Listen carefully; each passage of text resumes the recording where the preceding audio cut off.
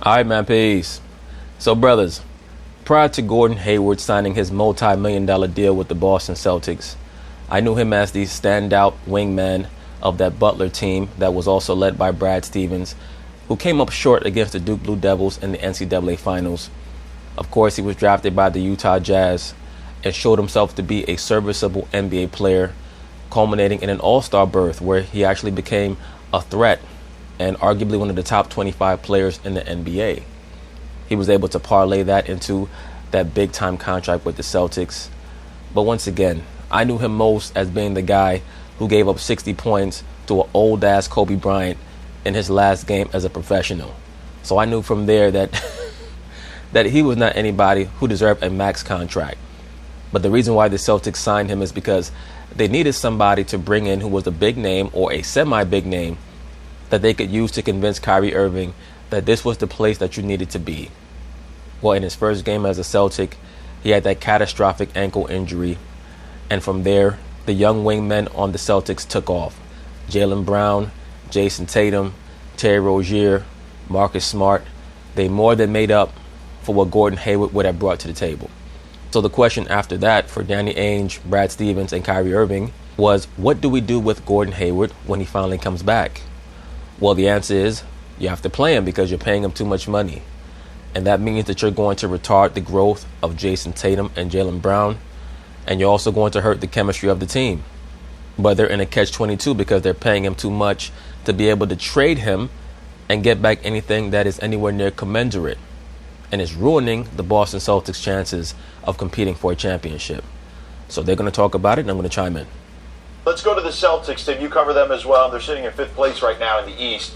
They were the sexy pick to win the East during the season and in the preseason, but they haven't figured it out yet. Why? What's the problem there? I mean, you guys hit on a bunch of it before, but I think it really goes back to Gordon Hayward. I think he's the center of all this stuff. When you have a hierarchy, and Scotty, I think, could speak to this better than me, but the teams need to have a hierarchy of guys from top to bottom, right? I agree with that.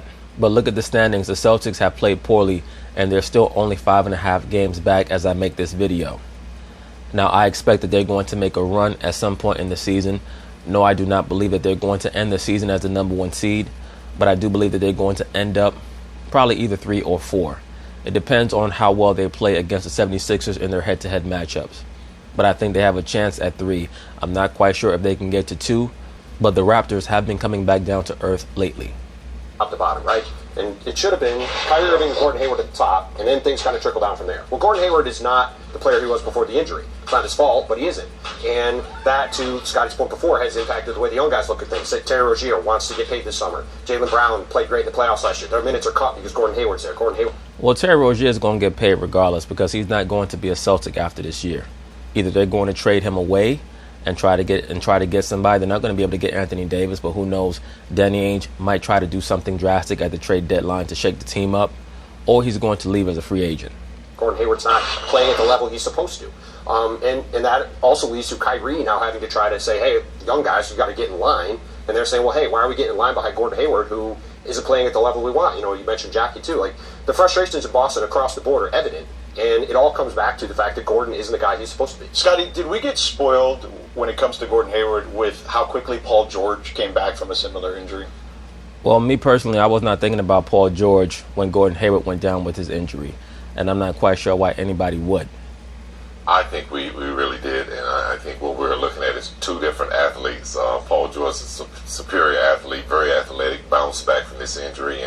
Right, but once again, there's no real need to bring up Paul George because, number one, when Paul George did come back, he was not the same player when he first came back. It took him a while to get his rhythm back. And this is really the first season where we're seeing a semi-dominant Paul George. It almost took him 2 years to come fully back from that injury.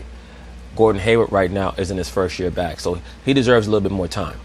And, you know, you can't even tell. And we've watched Hayward kind of struggle to get back and really hasn't found the confidence that he needs on the basketball court. So I don't want to blame what's going on with the Celtics on Hayward, but I think it's a collective thing. I think it's really about the success of their young players, but also being able to coach guys like Kyrie and Hayward and to get them to fit in and buy into what they created last year, because those young players built up a lot of confidence, a lot of steam, a lot of talk about being all-stars in the future. So those players came in this season thinking like they're going to get those same minutes. They're going to be better than they were last year.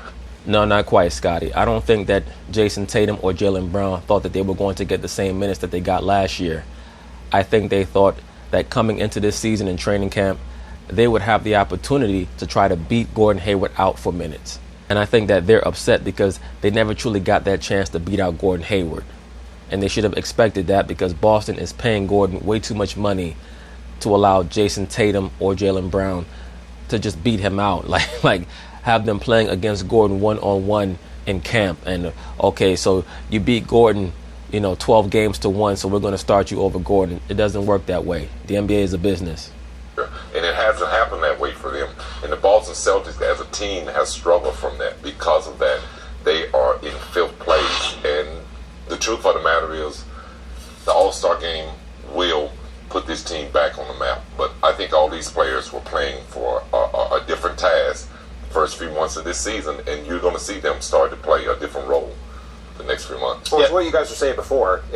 This summer, I think if AD is on the Celtics by July 1st, they're going to be fine. And Kyrie Irving and AD. Right, because the log jam will be cleared up. And they'll move a lot of these guys, right? But if AD isn't on the team on July 1st, then I think you start to wonder, okay, what's going to happen with Kyrie Irving? Because then, you mentioned it. He's frustrated with these young guys. He looks at this team, let's say they lose in the 2nd round, right? Maybe you go, hey, this team just isn't at the level I need to be, and I can go play with LeBron, or I could go play with AD in New York or somewhere else, right? Then, more possibilities open up. But I think if AD's there on July 1st, I don't think Kyrie's going anywhere.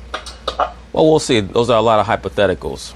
As of right now, I think that Kyrie is a bit frustrated, but we'll see what happens. So, peace.